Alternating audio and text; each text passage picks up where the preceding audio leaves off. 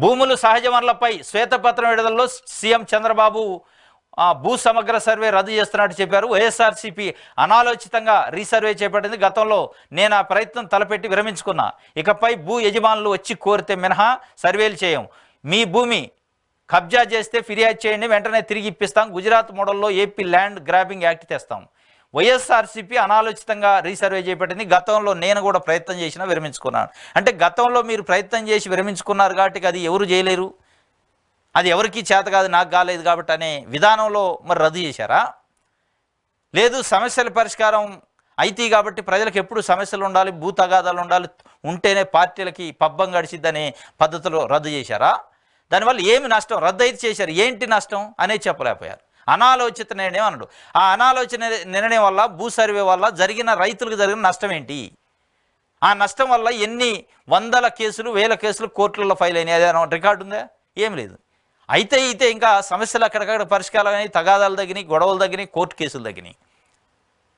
దాంట్లో ఉన్న డిఫెక్ట్ ఏందో చెప్పకుండా జగన్మోహన్ రెడ్డి చేసిండు కాబట్టి నేను రద్దు చేస్తా, నేను గతంలో ఇనిషియేటివ్ తీసుకొని చేయలేకపోయాను కాబట్టి ఆయన చేసినట్టు పేరు రావద్దు కాబట్టి రద్దు చేస్తా అనే పందానా అనేది ఇలా ఏపీలో ప్రజలు మాట్లాడుకున్నారు. ఎస్, మీరు చేసి ఉండొచ్చు, ఆ రోజు ఉన్న పరిస్థితుల్లో మీరు చేయలేకపోవచ్చు, దాంట్లో తప్పే ఉంది.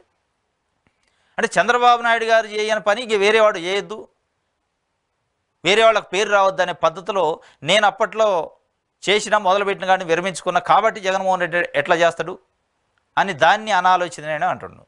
ఎట్లా అనాలోచిత నిర్ణయం అయితే సమాజం మొత్తం ముందుకు పోతుందా, ఇనికిపోతుంది?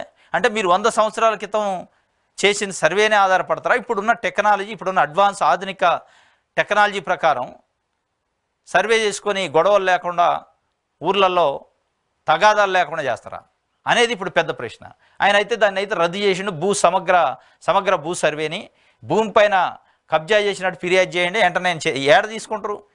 ఇప్పుడు 70 సంవత్సరాల నుంచి ఏపీ ఏర్పడ్డప్పటి నుంచి ఉమ్మడి ఏపీ అనేక భూ తగాదాలు, వందల వేల కేసులు హైకోర్టు, సుప్రీంకోర్టు, లోయర్ కోర్ట్స్లో ఉన్నాయి. మీరు ఫిర్యాదు చేస్తే చర్యలు తీసుకోవాలి. మీరు కూడా 14.5 ఏళ్ళు ముఖ్యమంత్రి ఉన్నారు. ఈ భూ తగాదాలు ఉత్తగానే గవర్నమెంట్కి ఫిర్యాదు చేయగానే పరిష్కారం అయ్యేనా? అయి అటు భూ సమగ్ర సర్వే అనేది చాలా ఇంపార్టెంట్ అయిన విషయం. ఇంకోటి, ఇకపై భూ యజమానులు వచ్చి కోరితేనే సర్వే చేస్తారట. అంటే భూ యజమానులు తల్ల పగలగొట్టుకొని, గొడవలు పెట్టుకొని, చేతులు కాళ్ళు ఎరగొట్టుకొని మీ దగ్గరకు వచ్చి కంప్లైంట్ చేస్తే అప్పుడు మీరు భూ సర్వే చేస్తారు.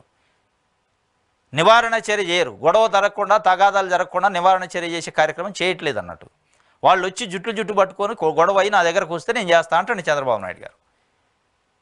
ఇది కాదు ప్రభుత్వం ఆలోచించాల్సింది. ప్రజలకి శాంతి భద్రతల విషయంలో కానీ గొడవలు జరగకుండా, కోర్టు కేసులు కాకుండా, గ్రామాలలో ఒక స్నేహపూర్వకమైన వాతావరణం రైతుల మధ్య ఉండాలంటే శాశ్వతమైన పరిష్కారం చూపాలి. సమగ్ర భూ సర్వే చేయాలి, ఎక్కడికక్కడ అద్దులు ఫిక్స్ చేయాలి, గొడవలు లేకుండా ఉంటాయి. మీరు గొడవ పెట్టుకొని నా కాడికి రాని నేను పరిష్కరిస్తా అంటే అది ఒక రకంగా ఎంకరేజ్ చేయటం అయింది గొడవల్ని.